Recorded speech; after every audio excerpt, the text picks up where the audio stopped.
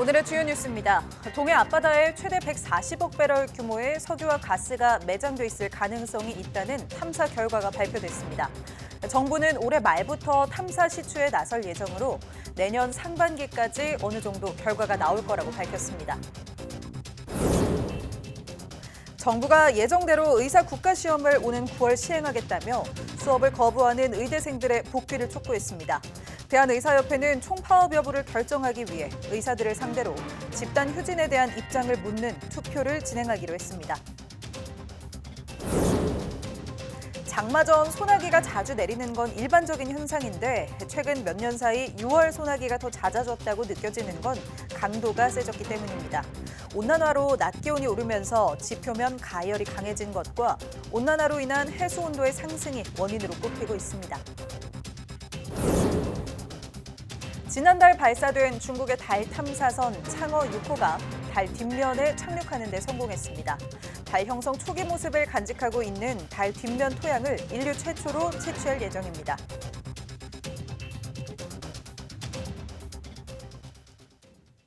여러분 안녕하십니까? 사이언스 투데이 시작합니다. 윤석열 대통령이 취임 후 처음으로 국정 브리핑을 열고 동해에 많은 양의 석유와 가스가 매장돼 있을 가능성이 크다고 발표했습니다. 정부는 올해 말부터 탐사 시추에 나설 예정인데 결과는 내년 상반기쯤 나올 것으로 보입니다. 화면 보면서 자세한 내용 알아보겠습니다. 윤석열 대통령이 취임 후 첫 국정 브리핑을 열었습니다. 이 자리에서 윤 대통령은 경북 포항 영일만 앞바다에 최대 140억 배럴에 달하는 석유와 가스가 매장돼 있을 가능성이 매우 높다는 물리 탐사 결과를 발표했는데요.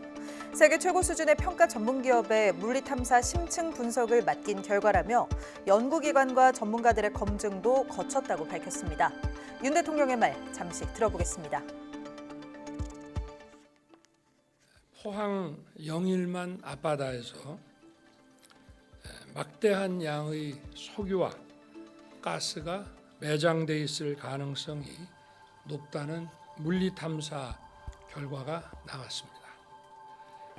최근에 최대 140억 배럴에 달하는 석유와 가스가 매장되어 있을 가능성이 매우 높다는 결과가 나왔고 유수 연구기관과 전문가들 검증도 거쳤습니다. 브리핑에 참석한 안덕근 산업통상자원부 장관은 동해에 매장된 걸로 추정되는 이 석유와 가스의 가치는 삼성전자 시총의 5배 정도라고 언급했는데요. 140억 배럴 가운데 4분의 3이 가스고 석유가 4분의 1로 추정된다고 전했습니다.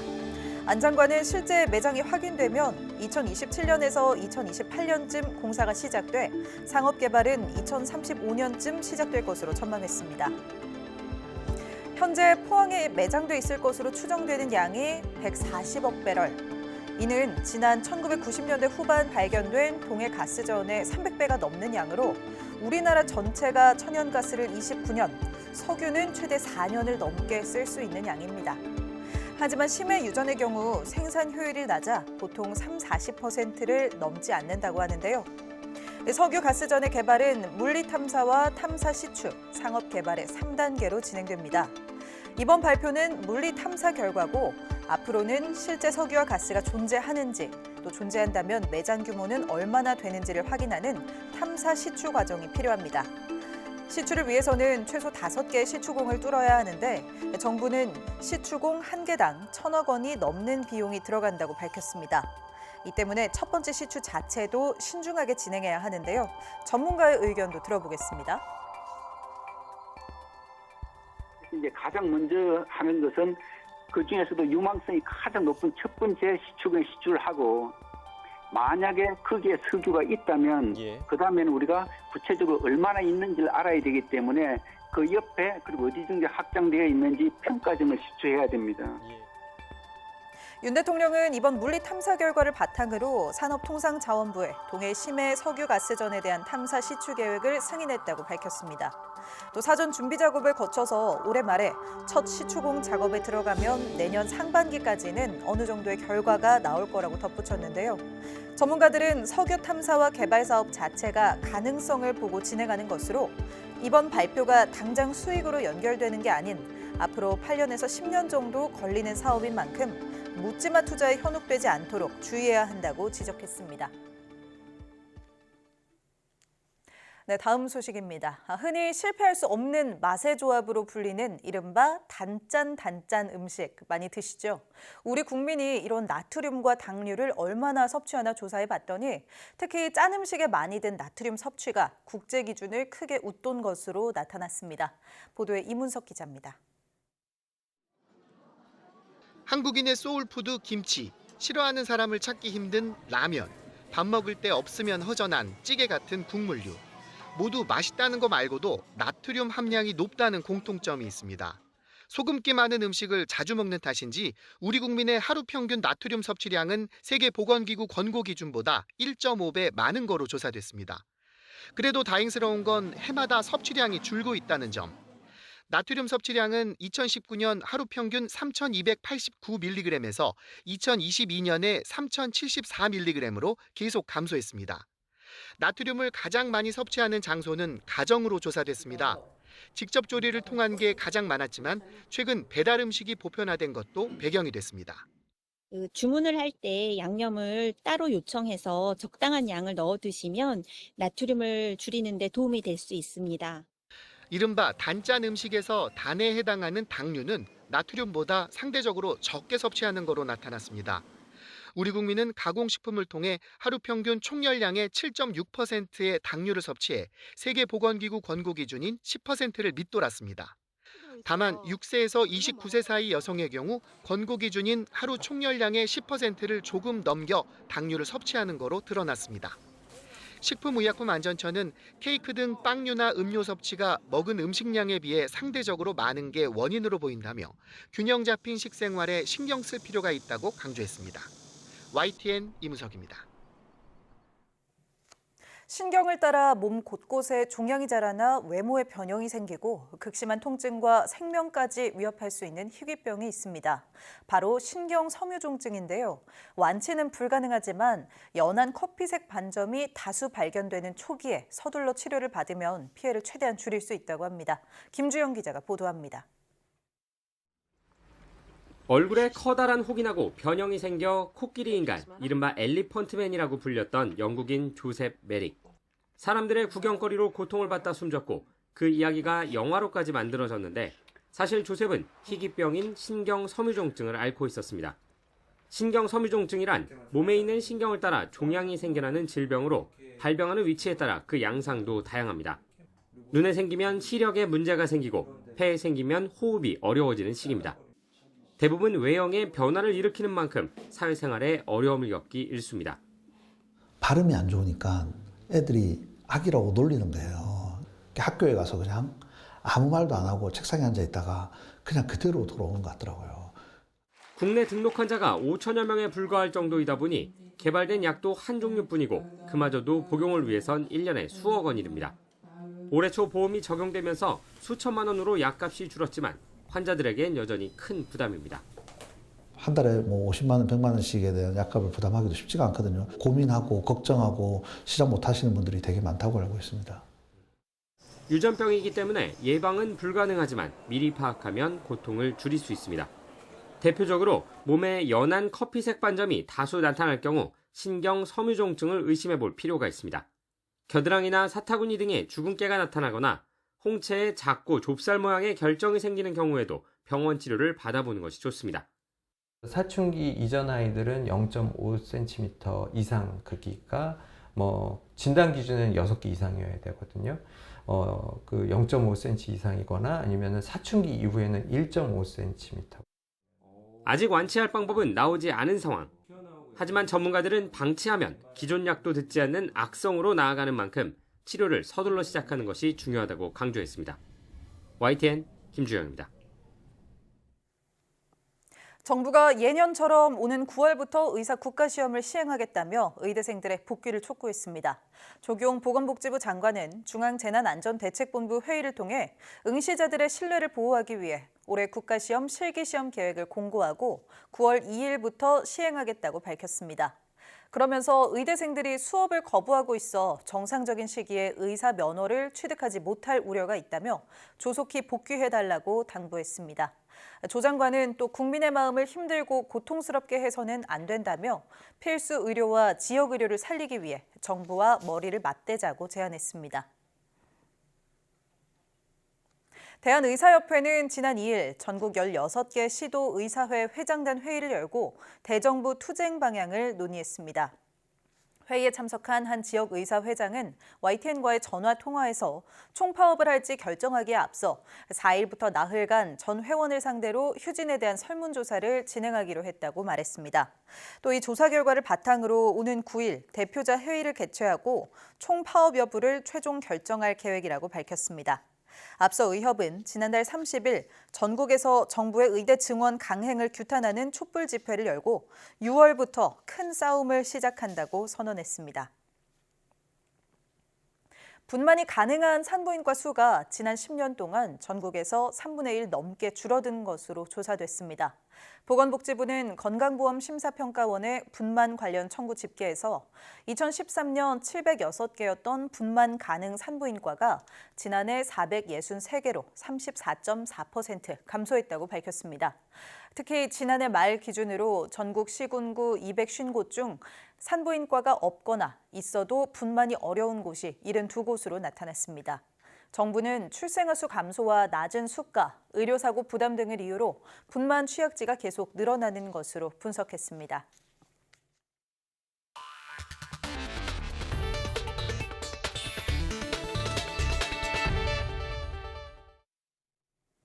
인류 최초로 달 뒷면에 토양을 채취할 중국의 달 탐사선 창어 6호가 지난 2일 달에 무사히 착륙했습니다.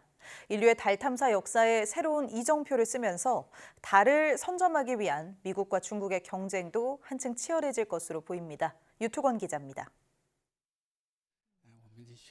지난달 초에 발사된 달 탐사선 창어 6호가 한 달 만에 달 뒷면에 착륙했습니다. 중국 당국은 창어 6호가 예정대로 달 남극에서 가까운 아폴로 분화구 근처에 착륙했다고 발표했습니다.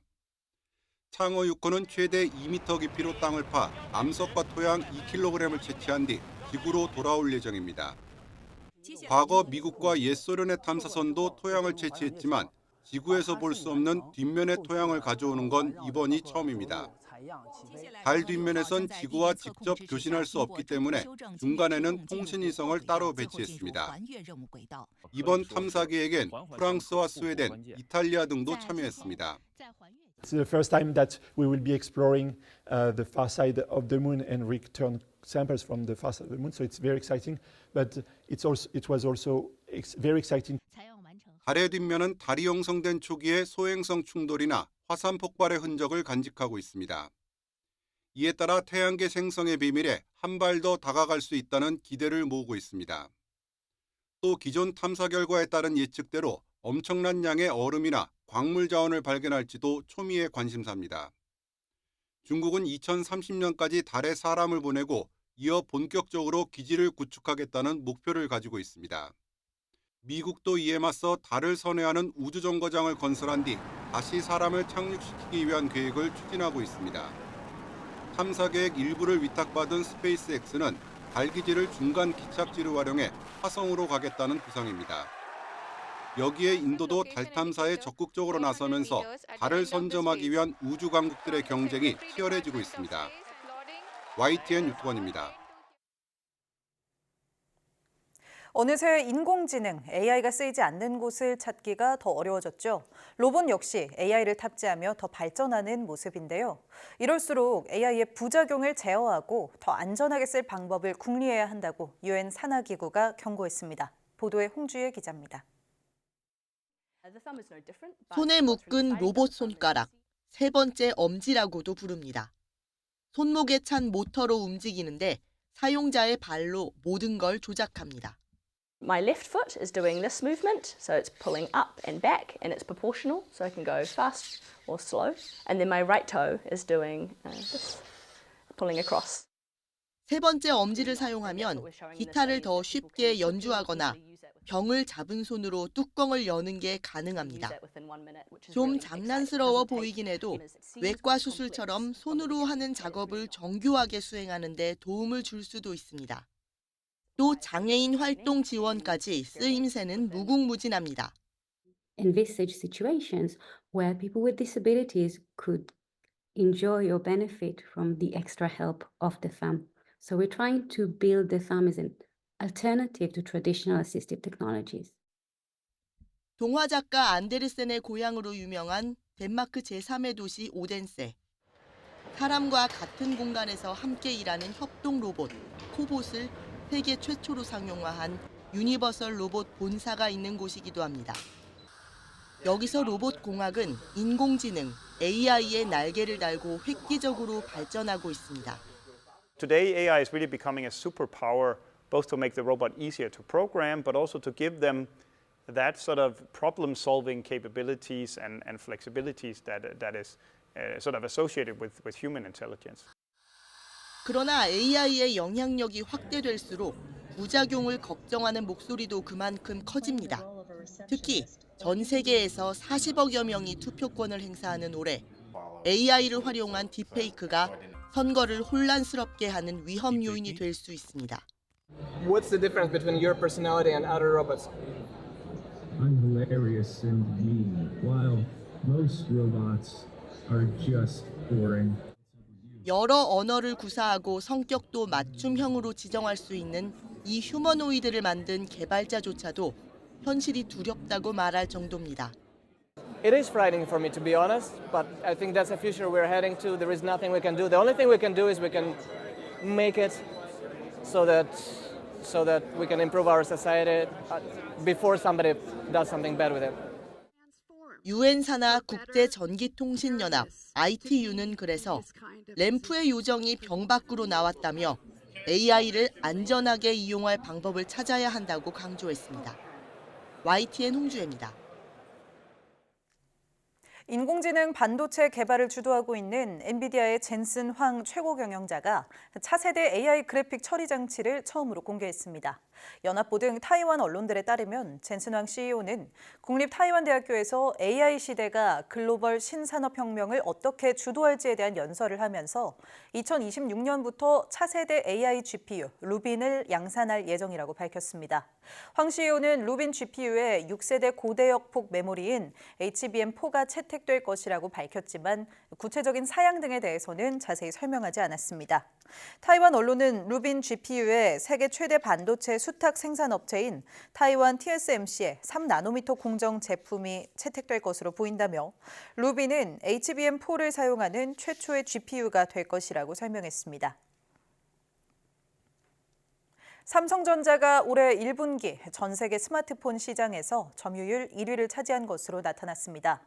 시장 조사업체 카운트포인트 리서치는 국가별 스마트폰 출하량 보고서에서 삼성전자 스마트폰이 74개 국가 가운데 38개 국가에서 점유율 1위를 차지했다고 밝혔습니다. 이는 지난해 4분기 대비 10개국이 늘어난 수치입니다. 특히 브라질과 칠레, 폴란드 등에서 40% 이상의 점유율을 차지했고 주로 애플이 1위를 차지하던 싱가포르와 대만, 홍콩 등 주요 아시아 국가에서도 1위를 거머쥐었습니다. 애플은 직전 분기보다 8개국이 줄어든 16개 국가에서 1위를 차지하고 샤오미는 5개 나라가 줄어든 8개 나라에서 1위 자리에 올랐습니다.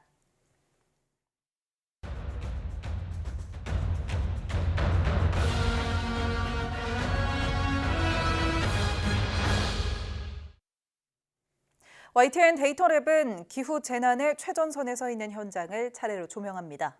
첫 번째 순서는 지구 온도가 올라가 난폭해진 엘니뇨로 이달 초 도시 전체가 물에 잠긴 브라질 남부입니다. 장하영 기자의 보도입니다. 브라질 남동부의 히우그란지 도술, 주도인 포르투 알레그리를 중심으로 인구 1,100만여 명이 살고 있습니다. 지난 4월 25일부터 이곳에 엄청난 양의 비가 내리기 시작했습니다. 보름 넘는 기간 동안 1년 강수량의 절반 넘는 양이 쏟아졌습니다. 10년으로 시계열을 넓히면 이런 극한 강우가 최근 9달 동안 3차례 더 센 강도로 반복된 걸 확인할 수 있습니다. 도시는 진흙탕에 갇혔습니다. 강이 범람해 도심, 농경지, 주택가를 덮쳐 150명 이상이 숨졌고 공항도 마비됐습니다. YTN 데이터랩이 홍수 전후 위성사진을 분석한 나사 자료를 근거로 범람을 재구성했습니다. 빨간색 표시된 지역이 이번 홍수로 강물이 넘친 곳인데 포르투 알레그리 주변 지역만 서울에서 부산까지 직선거리보다 깁니다. 히우그란지 도술 주 전역의 범람 범위를 합하면 서울의 10배에 달합니다. 거주 인구 지도를 함께 보면 인명피해가 컸던 이유를 짐작할 수 있습니다. 비 오기 전에 이렇게 밝았던 도심부는 암흑으로 바뀌었습니다. 주목할 건 피해 지역의 산사태입니다. 하루에만 4,000곳에 달하는 지점이 무너져 내렸습니다. 산사태는 이번 폭우 피해의 결과면서 원인이기도 합니다. 산을 쓸고 내려온 물이 그대로 강을 덮치면서 강 수위가 올라간 겁니다. 전문가들은 산림 황폐화와 강 주변 치수가 전혀 안 된 게 피해를 키웠다고 말합니다. 문제는 이런 겪어보지 못한 기후가 일상이 될 거란 점입니다. One rainfall that strong that might happen once every 100 years, 200 years. Now they will happen once every 2, 3, 4 decades. A minimum of 3 million Brazilians cannot live where they live. Very high risk of floods, landslides. 라니냐가 오면 극심한 가뭄에, 엘니뇨가 오면 폭우에 시달리는 브라질 남부 지역 주민들. 우리는 기후 난민의 시대에 살고 있습니다. YTN 장하영입니다. 월요일에 충청 남부지방에 소나기가 내리는 등 매년 6월이면 이렇게 요란한 소나기가 자주 지나는데요. 장마가 시작되기 전 일반적인 현상이기도 하지만 해를 거듭할수록 소나기의 강도가 거세지고 있는데 원인은 뭘까요? 김민경 기자의 보도입니다. 하늘에서 구슬만한 얼음덩어리가 세차게 떨어집니다. 지난해 6월 하루 동안 전국 곳곳에서 국지성 호우와 함께 지름 1cm 안팎의 우박이 쏟아졌습니다. 대기 불안정이 심해 일부 지역에서는 낙뢰 피해도 잇따랐습니다. 지난해 6월 강수일수는 11.2일, 3일에 한 번꼴로 비가 내렸고 소나기도 잦았습니다. 지난 2022년의 강수일수도 11.5일, 최근 30년 평균으로 따져도 9.9일로 강수일수가 크게 많아지지는 않았습니다. 그런데도 최근 몇 년 사이 6월 소나기가 더 많이 내리는 것처럼 느껴지는 건 더 세진 강도 때문입니다. 초여름에는 강수가 원래 잦았습니다. 최근에는 비나 소나기가 한번 내릴 때마다 양이 많아지고 특히 시간당 강수량이 많아지는 추세를 보이고 있습니다. 지난해 6월 1시간 강수량이 30mm를 넘는 날은 0.6일로 역대 1위를 기록했습니다. 한 번 비가 내릴 때 강하게 내리는 날이 많아진 겁니다. 낙뢰 발생 일수도 3.5일로 관측 이래 가장 많았습니다. 온난화로 낮 기온이 오르면서 지표면의 가열이 강해진 것이 원인인데 초여름 한반도 상공에는 여전히 영하권의 찬 공기가 머무는 가운데 지상에서는 낮 최고 기온이 30도 안팎으로 오르며 대기 불안정이 심해졌기 때문입니다. 지구온난화로 인한 해수 온도의 상승도 또 다른 원인입니다. 바다에서 품을 수 있는 열이 늘어나면서 남쪽에서 불어오는 수증기의 양이 많아지기 때문입니다. 올해 전 세계 기온과 해수면 온도가 관측사상 최고치를 기록한 가운데 돌풍과 번개를 동반한 요란한 소나기도 잦을 걸로 보입니다. YTN 김민경입니다.